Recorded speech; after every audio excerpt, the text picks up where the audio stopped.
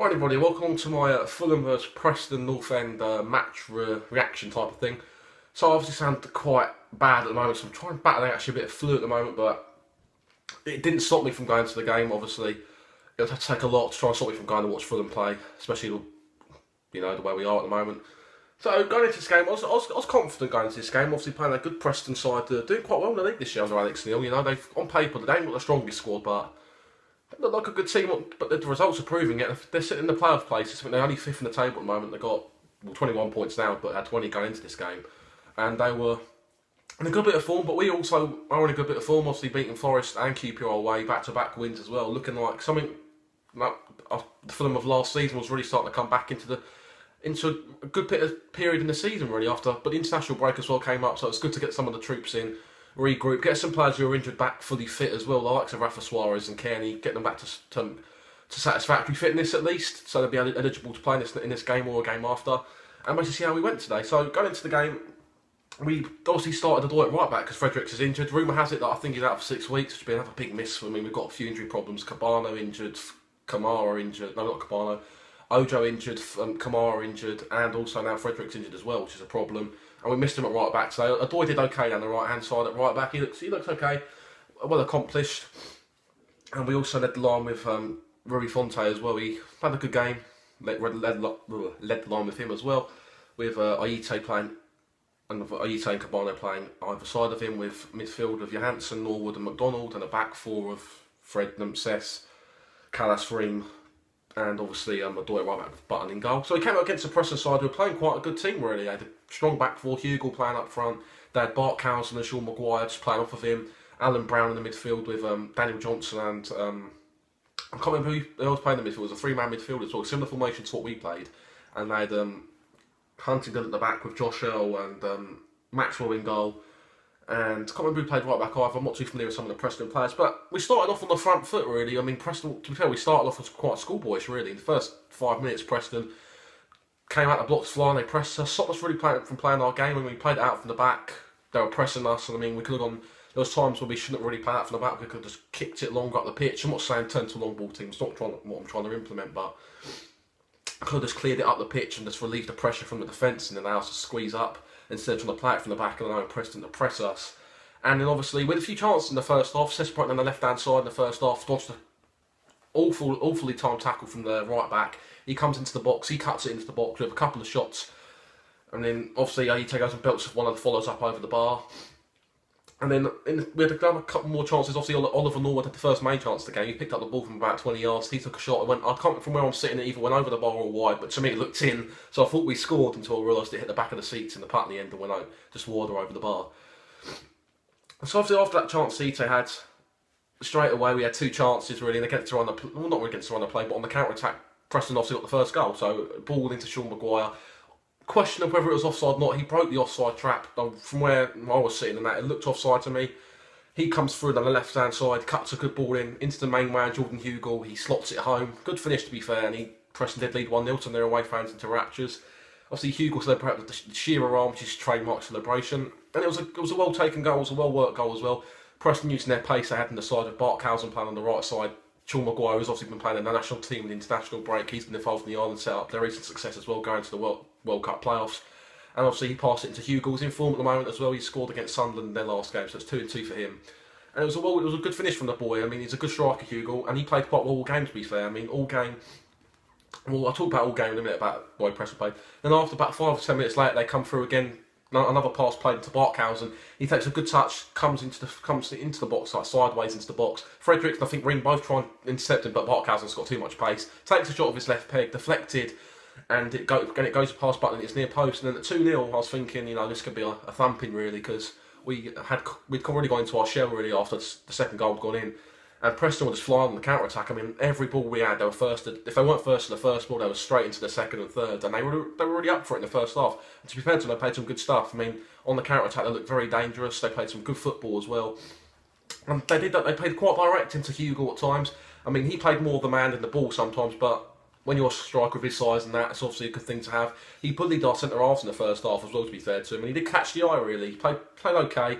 Obviously, Daniel Johnson and Alan Brown sitting in behind in the midfield. It's really bugging me that third midfielder was. I'm really not too sure because they all played quite well in the first half. And obviously, that Callum Woods as well, right back, he got forward a few times. So that's the first half for, and we didn't really create too much more. I mean, we were trying to get down the right hand side a bit, trying to play our passing football, and it was quite slow and predictable, really. We were getting intercepted a lot by Preston, and every chance they could to try to hit us on the counter attack with some of their midfielders. And also in the first half, Alan Brown had a good chance to make it. I think this was at 1-0, it could have been 2, or was it 2-0 to make it 3. He runs through on goal through a poor misplaced pass by, I think it was Callis or him, I can't remember. He goes for run one-on-one, and I expected him to stick it in the bottom corner, but Button came out and made himself big, made a good save, and really prevented it from being a bigger scoreline really in the first half, and it could have been embarrassing going into the break at 3-0. So obviously going into the break at 3-0, most of the fans booed him off the pitch. And it was a frustrating first half really, because we started off okay with a few chances, and I really thought we could have built upon them chances and really pressed Preston a bit more, got into their face in the first half, and we kind of really gave Preston a 2-0 head start in this game.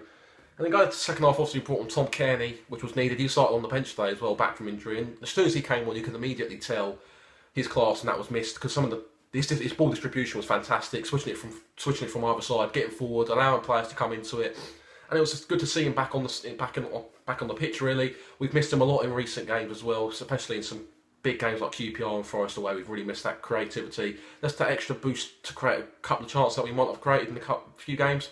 And it was nice to see him come back. I mean, he straight into the action as well. He didn't play too bad today. I'm not too sure whether he's still fully fit or not, but we can't really afford to rush him back. I mean, if he's fully fit, then good, but if he's not, then we've just got to take our time with him, build his minutes up, and then slowly get back into full fitness again. And I mean, we played them in the second half with a couple of chances. Rui Font picked the ball up 25 yards early in the first half, drives a good shot, this narrowly goes over the bar. Fulham players were appealing for a corner, but I don't think Maxwell got a touch to it, even though he was reaching over the bar for it.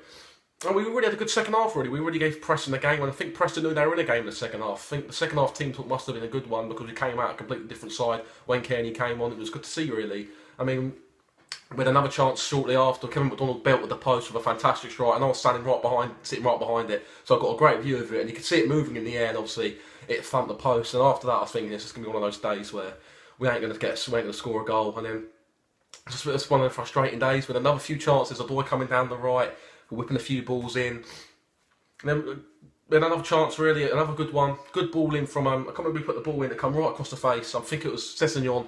Rui Font goes to try and attack the ball, but I think it was Huntington. He gets a foot in, and the ball really spins away right in front of the goal mouth, really, and it could have gone anywhere. And it's at the moment in time, it didn't go for us, and I thought it was just the way the half was going, and it did clear away. Preston had a couple of chances as well. Josh Hill from a corner, I think it was played short from the corner. He come running into the box for a nice little curl, narrowly wide, almost went into the top corner. I think it was a really good effort from the left back, who did impress me. He's a big lad, only 18 at 6'5", and he had quite an accomplished game at left back, and narrowly went wide as well. And that was probably one of the only few chances Preston had in the second half. I mean, they had a few moments where they went down a few times. As really any team would at 2-0, was trying to run the clock down and burn minutes down. I'm sure we would have if we was 2-0 up as well. So it's basically a case of any team really doing that. And obviously our penalty appeal came in the second half. Rui Fonte goes through on goal, and it's a clear-cut penalty in my opinion. I think it was Cunningham tripped him up, I think it was, as he's going through. It's not a goal score opportunity, but it's enough to give a penalty, and it's enough to warrant Cunningham a yellow card. So it was a big question really if he was going to take the penalty, because Jukanovic did say after QPR that Font was going to be on penalty duties. However, it was much discussion whether Norwood was going to take it, and I'm happy he did, 'cause he's one of the best dead ball players we've got on our team. He's got a good dead ball delivery. He's good from these type of situations. He steps up, sends Chris Maxwell in the Preston goal the wrong way, sticks it into the bottom right corner, and it's 2-1 with about 72 minutes played, I think it was. So there's enough time to go and get a goal, and then subsequently afterwards we do bring on Mollo for Johansson, who I didn't think had the best of games today. I'm a huge fan of Johansson, one of my favourite players at Fulham. Last season he had a great season, and he didn't have the best of games today, unfortunately. As the game wore on, coming towards the end of the second half, we had another fantastic chance. A great chipped pass over the top to Dennis Adore. He comes across the wing, puts a fantastic ball in, and then all Norwood's got to do is to touch it, and it goes in, and it goes wide, and then that's about the 80th something minute, and then I was standing there, sitting there, really thinking it's just going to be one of those days we're going to go and lose 2-1. And then obviously a couple more chances. I'm a bit surprised that Jukanovic didn't bring on a third sub towards the end. I thought we could have brought on somebody like Jordan Graham. Maybe took off Ito's puffing a bit towards the end. Maybe bring on a couple of fresh legs really, and see what we could have done with that extra sub. Or maybe brought on Jarlo, maybe threw him up front. It's a different option there. Maybe trying to discover a plan B, which I'm still frustrated that we don't have against these type of teams. There's no plan B, especially when our passing football doesn't go to plan against these type of teams. So towards the end of the game, Preston were really trying to see it out. Daniel Johnson, I mean, bloke was time wasting since the first half, really.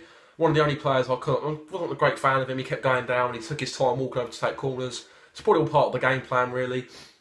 And then obviously, I think the official gave about 6 minutes injury time for the end of the second half.